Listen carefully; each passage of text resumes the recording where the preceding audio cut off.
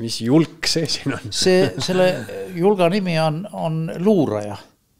Jah, see on siis üsna hiljuti käis uudistest läbi. Ja see on 2017 käis meie päiksesüsteemis.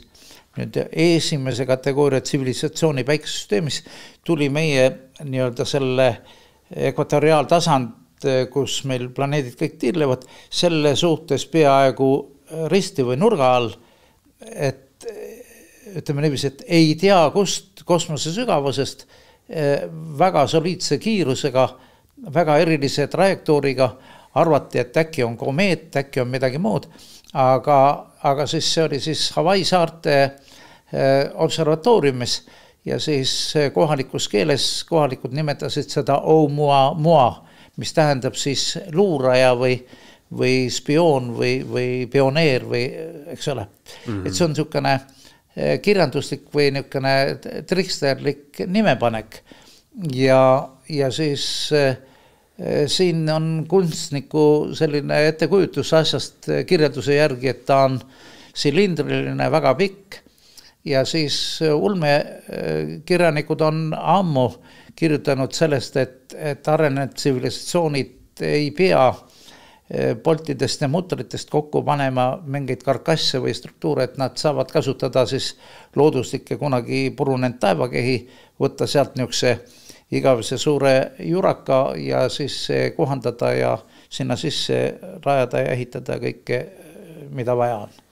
Et põhimõtteliselt UFO-laev võibki välja näha nagu siuke kivijurakas lihtsalt on. No nüüd ma lähen muidugi natuke häbematut ja julget teed, et jälle autoriteetidele viidates, et kõigepealt üks intrigeeriv nagu mänguline moment, eks ole, et keskajal oli teada ja oli religioosne sükene hoiak, et taevast antakse maa peale märke.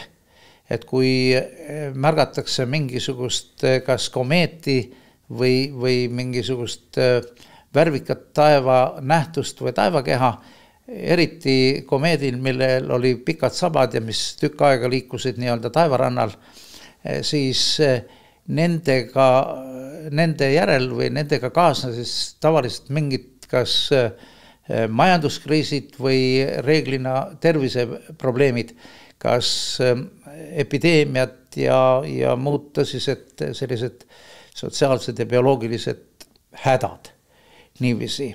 Ja sealt oli siis niisugune nagu seos või niisugune formaalne link, et keegi või miski nagu karistab meid või annab siis märku sellega. Et igal juhul, kui niisugune asi taevas on, siis olge ettevaatlikud. Nii, siis muidugi eksisteerib siis meie olemasolu või saamisloos niisugune kontseptsioon nagu panspermia, et enne biosfääri tekkimist on maailmaruumist siia sattunud siis meteoriitide, asteroidide või muude objektide või kosmilise tolmu kaudu eluspoorid, mis on siis sattunud nii-öelda veekeskkonda sootsa temperatuuri ja selle... Panspermia, see kõlabki nagu sperma ju. Ja see ongi nagu niisugune... Kosmiline sperma. Kosmiline sperma, see on elusaine fragmendid, mis on siia tulnud ja sealt on siis hakanud panemaks. Et sattusid niisuguse laguuni, kus oli mõnus loksuda ja tekkisid siis temperatuursed ja elektromagnetilised huvitavad protsessid. Ja varsti ronis inimene välja. Varsti ronis siis meie eellane kuskilt või roomas tõenäoliselt välja puu otsa ja sealt puu otsast jälle tagasi. Ja nii nagu see on, eks ole. Siis on nii-öelda kunstilise panspermia teooria ka olemas.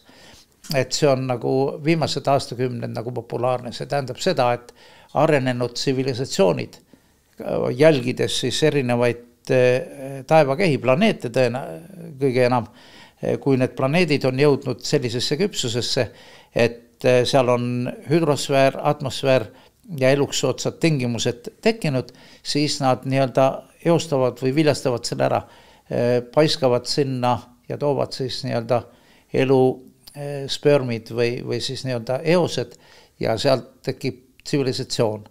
Eesti esu.